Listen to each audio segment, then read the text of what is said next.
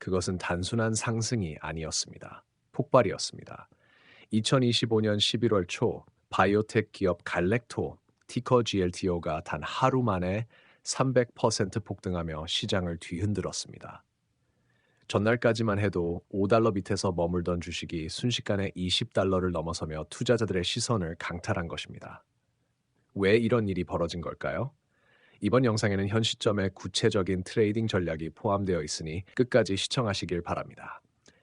쇼츠로 시청하시는 분들은 영상 하단의 풀버전 링크를 누르시면 끊김없이 전체 이야기를 들을 수 있습니다.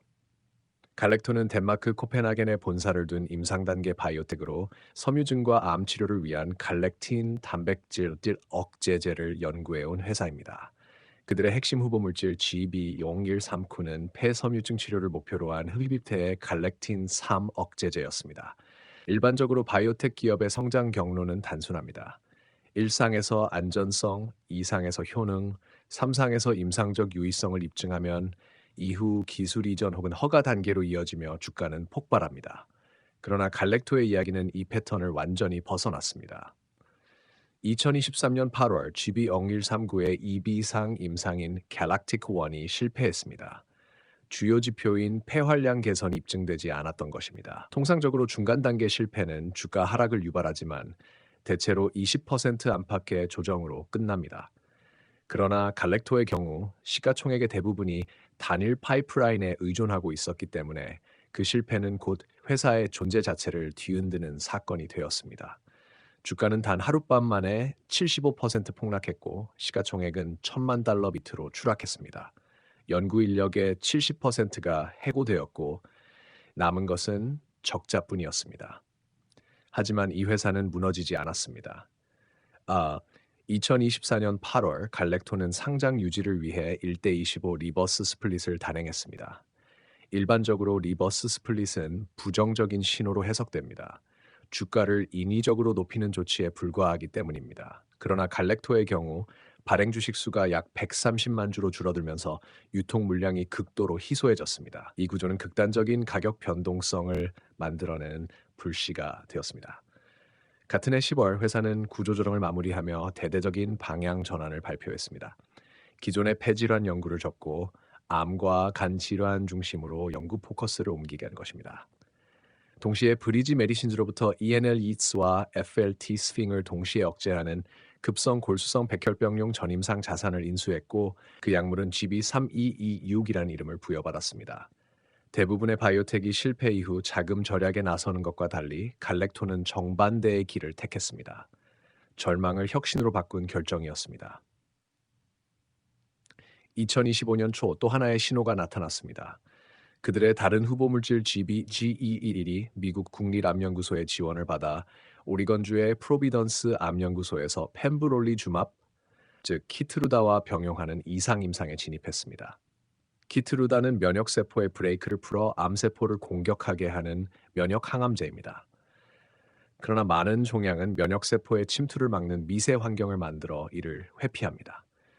GBC211은 이 장벽을 제거해 면역세포가 다시 종양을 공격할 수 있도록 돕는 역할을 합니다. 한때 실패의 상징이던 회사가 다시 과학적 주목을 받게 된 것입니다. 그리고 10월 갈렉토는 시장의 중심으로 돌아왔습니다. 하루 거래량이 평소의 60배를 넘는 6천만 주를 기록하며 주가가 단 하루 만에 600% 급등했습니다.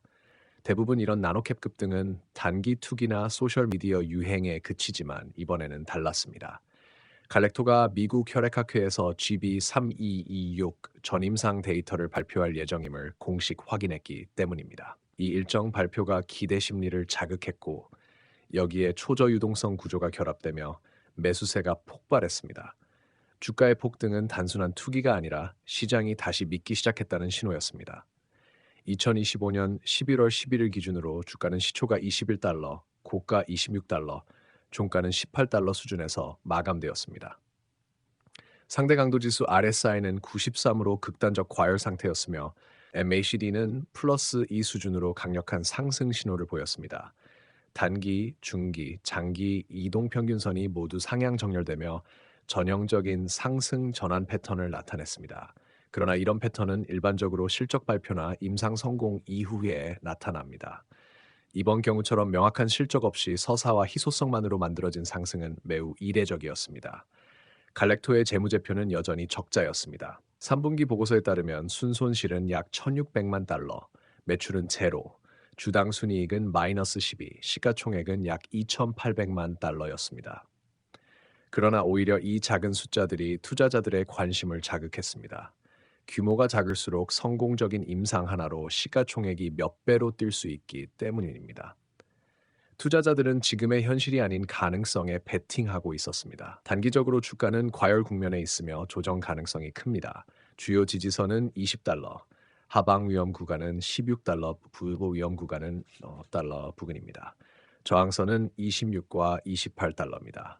단기 트레이더는 분할 매수와 분할 매도 전략으로 접근해야 합니다.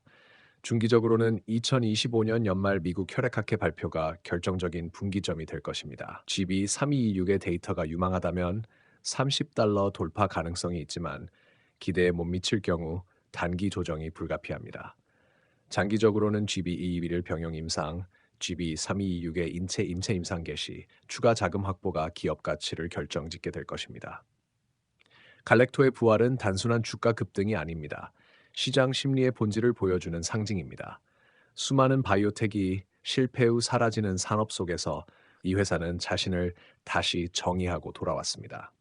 리버스 스플릿은 그들의 종말처럼 보였지만 결과적으로 부활의 기폭제가 되었습니다.